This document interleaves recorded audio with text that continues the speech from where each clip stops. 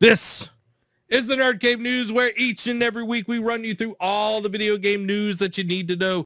You can watch this show live on Thursdays at 7 p.m. Central Time on youtube.com/NerdCave Network.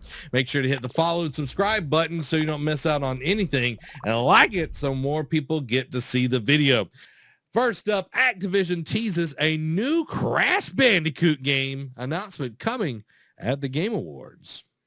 You know, it's just like bringing chocolate and peanut butter together. The Game Awards and a Crash Bandicoot announcement just goes well together. It's gotten into the habit of sending mysterious and sometimes blunt packages to content creators as a way to signal what's to come.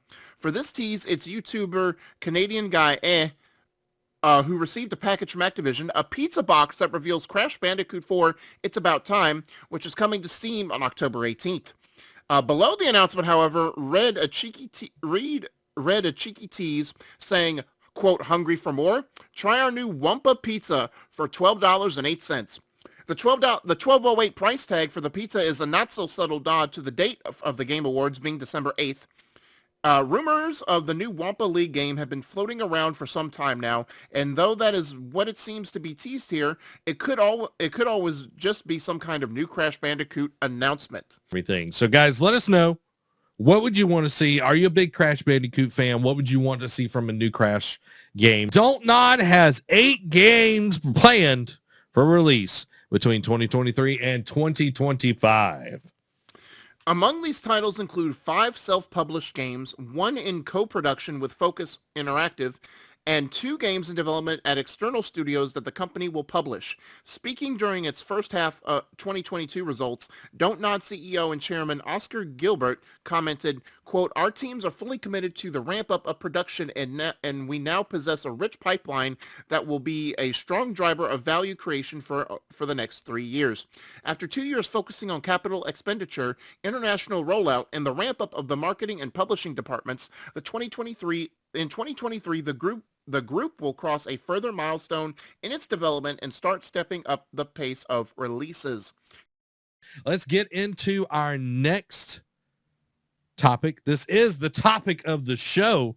Xbox making that bank. Making money, printing money, as they say. Microsoft often tells us that Xbox Game Pass is a success and that the company wants it to be even more successful. But what does that success look like? Well, that's the tricky part because Microsoft never discusses raw numbers, at least until now. In a filing to an overseas regulator, Microsoft is hinting at the numbers it achieves at Game Pass. As part of seeking regulatory green lights for its proposed acquisition of Activision Blizzard, Microsoft is having to hand over details of its gaming division. Regulators and rivals are concerned the merger will cause competition issues in gaming. Much of the contention comes from the fact Microsoft could make franchises like Call of Duty, Candy Crush, Warcraft, and Diablo exclusive to Xbox Game Pass. Microsoft denies it will do this, stating it makes more economic sense to maintain the cross-platform availability of those brands. To help appease Brazil's regulatory body, CADE, or CADE, Microsoft has given Xbox Game Pass revenue from subscriptions. As you might guess, it is a lot. It seems subscription revenue was $2.9 billion, with a B, for the fiscal period ending January of 2021. Doing the math based on the price of subscriptions, Game Pass had between 18 and 19 million customers at that time. Also at the time, the service was accounting for 18% of all Microsoft's gaming revenue. Importantly, this only includes Xbox Game Pass users or Game Pass users on Xbox, ignoring the millions using the service on PC. In other words, Xbox Game Pass is doing better than even those numbers suggest. Furthermore, this data is from early 2021. Game Pass has continued to grow since then, so the numbers are likely even more impressive today. So let's get into the PlayStation news. First up, PS Plus March games Ark Survival Evolved was the result of Sony shilling out a lot of money. So remember back when Ark Survival Evolved was a PS Plus game for March? Well, that was a result of Sony forking out a hefty $3.5 million to secure the game for its flagship subscription service, according to a September SEC filing. Interestingly, Microsoft forked out $2.5 million to secure Ark for Game Pass for the first half of the year, and an additional $2.3 million to bring the sequel to the service when it sees the light of day. Report we got to talk about here. New report shows how PlayStation Studios Malaysia is is and will continue to play a key role across Sony's biggest franchises. Malaysia studio head Hasnul Hadi Samsudin and a member of PlayStation's visual arts team based in San Diego, Neil Ingram, spoke at a panel at Level Up KL in Kuala Lumpur. IGN reports, speaking about the studio's work on The Last of Us Part 1 and MLB The Show 2022. Quote, so far it's a very small contribution. When we started, the team was very small. A lot of what we are doing is asset development for the games, especially for MLB. For The Last of Us Part 1, there was this thing called death hints, which are tips that tell the player what to do in certain situation, and Sony's animation team were supposed to be working with them, but there was a lot to be done, so that came to us. But now we have a full-fledged art team, so we can do environment modeling, concept art, and we have a brilliant animation team that is working on some games that we can't talk about right now. Support studios are key in the process of getting most AAA games that we see today made, and having a studio like Malaysia has already proven to be a great asset. It's also part of Sony's strategy of a global approach to game development. It's one planet making games, said Neil Ingram. The Malaysia studio has already worked on two of the biggest PlayStation franchises that we know of, and are likely working on other big first-party titles soon to come. As the studio grows, it'll be interesting to see how often the Malaysia studio logo will appear now for first-party games. To what it needs to be for the most part. So hopefully Malaysia will get their shot and everything. I'm excited to see what they're able to come up with, what they're going to be able to do, and only time will tell. But we got some news for you right now, and they're pretty quick because this is the PlayStation Quickies. I see what you did there. I love it. Sony reportedly aims to ship 30 million PS5s in the fiscal year of 2023. PSVR 2 rifle dock concept revealed by peripheral manufacturer. Kojima Productions confirms Elle Fanning will appear in the studio's next game. Following that, Hideo Kojima sparks more Death Stranding 2 hope as he's visited by Sony marketing execs. Dying Light 2 3-hour trial has been added to the PS Plus Premium for PS4 and PS5 users. You can now link your PSN and Steam accounts with Marvel Spider-Man, which is the first game to introduce this feature. The Last of Us Part 1 was made due to the desire of having a, quote, definitive version of the game. And lastly, the news we've all been waiting for, to make it official among official, God of War Ragnarok has gone gold, baby. Well, I'm excited. God of War Ragnarok has gone gold.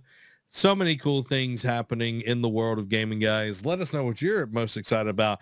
All right, guys, let's jump into these quick hits. So to start off, Dead Space, the remake that got a release date last week or a week or two ago, has a collector's edition, which will include a fully wearable Isaac Clarke helmet. The Callisto Protocol is reportedly 12 to 14 hours long with alternative routes to reach the end. Need for Speed Unbound, it was teased last week. It's now official, coming December 2nd. Will only be on current gen. Will run at 4K 60 frames per second. Includes offline single-player campaign, crossplay support, and will have 140 plus cars at launch. Ubisoft is trying to give its studios more autonomy through a new global creative office. Some CD Projekt Red news. CD Projekt Red is set to put hundreds of developers to work on Cyberpunk 2077 sequel. CD Projekt Red will test new Witcher and Cyberpunk games on all platforms going forward, not just PC. Cyberpunk 2077 Stadia save files can now be transferred to other platforms, including consoles. New Pokemon Scarlet and Violet trailer showcases evolutions, TM crafting, and more. No Man's Sky is out now on the Switch, and the Waypoint update for all consoles is out also now. Catan is coming to consoles next year. Bethesda confirms Deathloop and Dishonored universes are connected. Ed Boon says NetherRealm hasn't made the last Mortal Kombat yet. Some Call of Duty news, starting off with rumor. Call of Duty Modern Warfare 2 could be getting footballers, including Messi and Neymar. Modern Warfare 2 will include Overwatch 2's most controversial feature with the SMS verification feature. Rumor, Modern Warfare 2 to get campaign DLC in 2023. Another rumor, Treyarch's Call of Duty for 2024 to feature 2-year life cycle. Doom running in Notepad at 60 FPS is now a real thing. System Shock remake is reportedly coming out March of 2023. 2K hacks saw user data stolen and put up for sale. Sonic Frontiers is getting Monster Hunter themed DLC on November 15th. Persona 3 Portable and Persona 4 Golden will go multi-platform on January 19th. Google's new gaming Chromebooks are designed for cloud gaming. Bastion and Torbjorn are temporarily cut from Overwatch 2 due to bugs. However, Overwatch 2 is offering double XP and a free skin as apology for rough launch. Splatoon 3 Pokemon-themed Splatfest will launch on November 11th, along with Splatoon 3 Amiibo. It's at the point where, by the way, I'm glad that Nintendo is keeping on with the Amiibo gimmick. At the same time, let it die. Meta acquires the studios behind Iron Man VR and Resident Evil 4 VR. Among Us VR has a release date of November 10th. Meta has officially announced the Quest Pro VR headset. Following that, Valve job listing suggests a new VR headset is in development. Xbox Cloud Gaming is coming to the Meta Quest. Volition will support Saints Row, quote, for the long term, and the first major update is coming in November. Cuphead Collector's Edition announced and includes an 8-inch handcrafted Cuphead marionette. Some Multiverses news. Multiverses update unloads Stripe and the Halloween event. However, the Halloween event will require massive grind to unlock everything, especially for non-players. Embracer Group CEO says it's thinking, quote, decades ahead with Lord of the Rings IP. A, quote, AAA Dungeons & Dragons game from the Dark Alliance studio is in the works. And lastly, Valve completely overhauls the Steam mobile app. So many things, Derek. So many things. Yeah. I like multiverses. I think it's a fun game. I wish the grind was not there. Like, I understand it's like they got a battle pass and everything, but it feels like over grindy. Yeah. That makes sense. Over grindy. And then the other thing that I wanted to hit before we wrap up the show, guys, Modern Warfare 2 getting DLC. Campaign DLC. Yeah, campaign DLC. That's weird. Yeah. It's so not Call of Duty. Yeah. Because I'm not bold enough to say that Call of Duty has never gotten campaign DLC, but it's probably been since like the Call of Duty was just straight numbered that it probably ever got that. Hopefully you enjoyed it, guys. Make sure to hit the like button, share it with somebody that you love, hit the subscribe as well, so you don't miss out on anything that we post here on Nerd Cave Network. We love you. We hope that you have a wonderful, wonderful rest of the evening. This has been Zach. And Tootie and the Blowfish. Y'all have a blessed week.